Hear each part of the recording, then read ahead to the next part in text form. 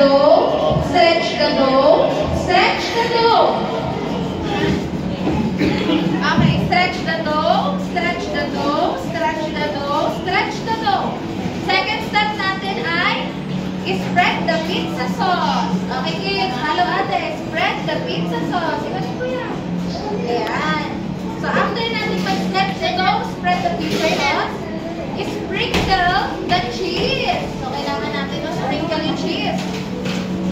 Then, pick the toppings. Pick the toppings. Pick the toppings.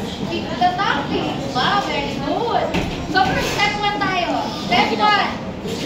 Stretch the dough. Stretch the dough. Stretch the dough. Stretch the dough. Spread the pizza sauce. Sprinkle the cheese. Mix the toppings. Mix the toppings. Mix the toppings. Mix the toppings. Assemble